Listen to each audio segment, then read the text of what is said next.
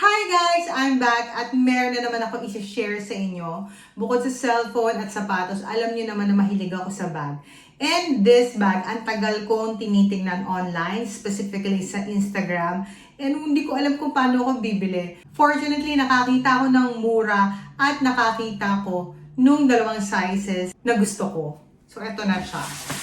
Ayan, Longchamp. So, Longchamp na naman. Nakagawa na ako ng video before about Longchamp bags. And this one is really, really cute. Kaya gusto ko i-share sa inyo. So, pakita ko na sa inyo ang laman nito.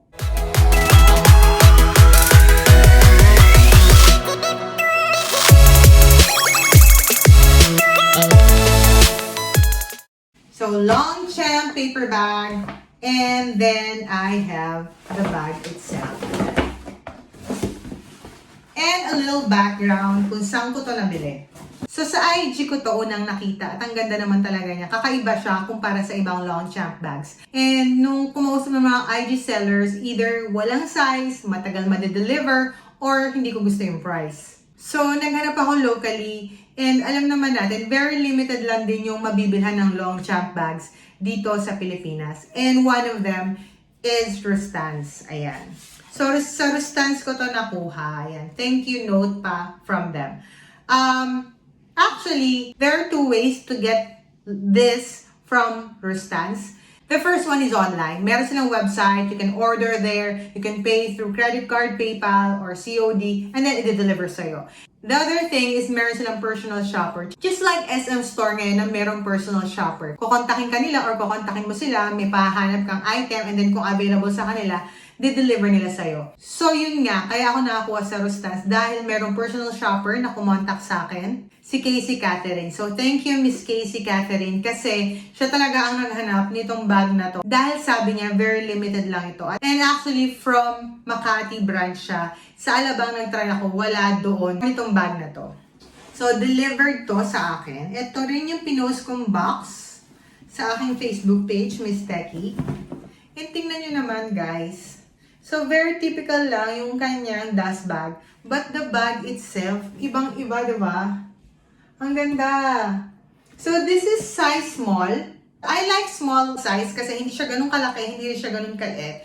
And then, you can put so many things on this. So, what's the difference is yung kanyang material. So, clear siya. And then, meron siyang pattern or letters that says Longchamp. Ayan.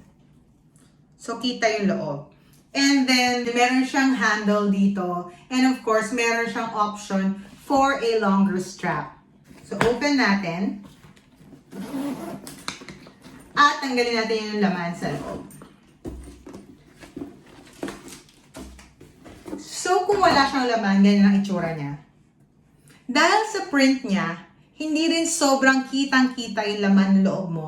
But at the same time, kakaiba siya kumpara sa ibang typical Longchamp bags na plain yung color or solid yung color.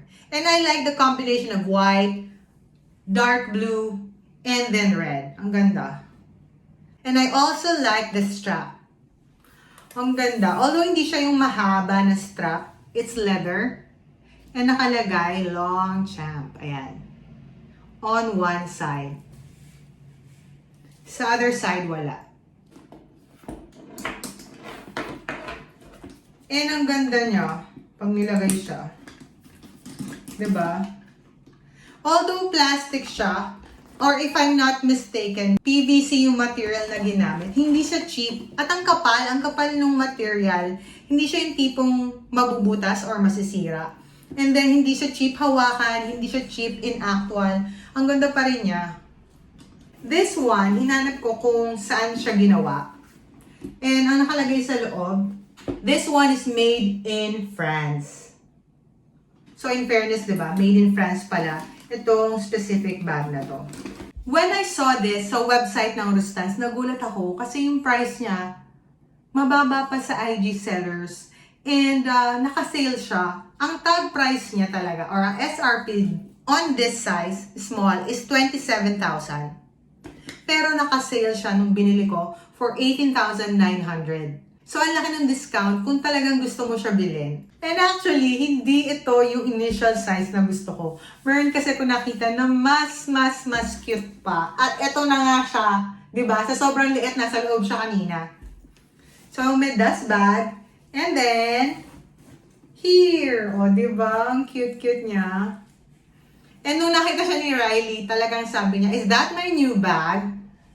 Kasi talagang ang liit niya and then ang cute niya. But, nung nilagyan ko siya ng wallet ko, nung long zippy wallet, kasya. So, marami ka pa rin pala malalaman sa ganitong kaliit. This one is mini size. And ang difference nila, although pareho yung pattern or design ng mismong bag, and then the closure, the handle, the strap itself is different.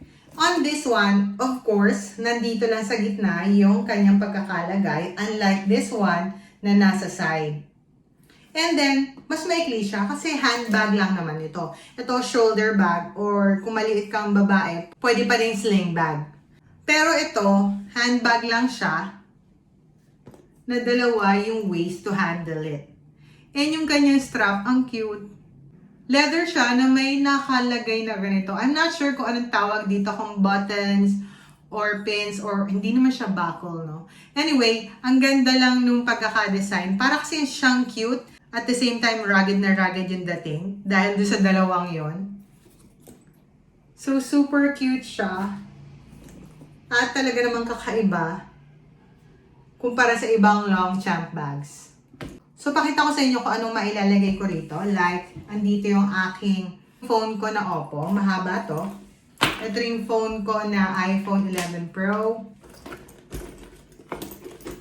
Kita nyo. Dahil pang space. So, pwede talaga yung wallet na malaki, and then your phones, and then some other things like a makeup kit na maliit, ganyan. And talagang marami kayong malalagay sa bag na to. I tried searching or looking inside kung saan siya gawa. Walang nakalagay. I'm not sure kung dahil sobrang liit niya, mahirap siyang lagyan ng label sa loob. Pero sa mismong leaflet niya, merong separate paper na nagsasabing made in France. Then, itong size na to, itong mini size. Ayan, made in France. And ang SRP nitong mini is 16,000 talaga. Although sa website, ang nakalagay is 15,000. Ang kanyang sale price is 10,500 plus 150 lang or 100 kung di ako nagkakamali for the delivery. So, di ba, ang cute niya. And then, sale ko pa siya nakuha. Sobrang mura kumpara sa mga IG sellers na napagtanawan ko.